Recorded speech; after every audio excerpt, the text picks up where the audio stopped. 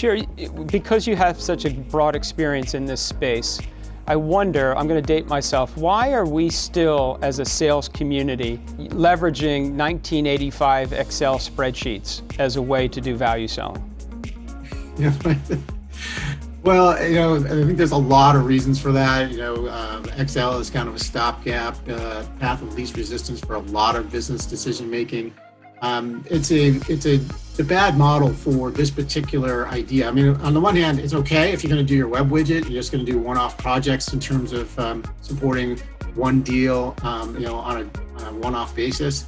But if you want to put together a collection, you want to create an enterprise asset out of all the learnings that you're gaining from these interactions with your customers.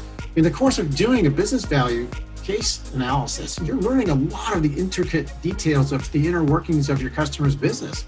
And you want to capture that, and you want to apply it to other opportunities in the sales process. You want to even think about maybe the implications for product engineering and product management and go-to-market issues.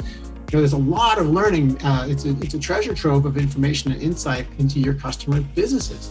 And you want to then pass that along. You want that to have a continuous knowledge set that's informing your relationship as you move from marketing and sales acquisitions motions into the actual provisioning of the services and solutions and managing the customer success and dealing with customer calls, support and all the other back-end activities you do when they actually are a customer.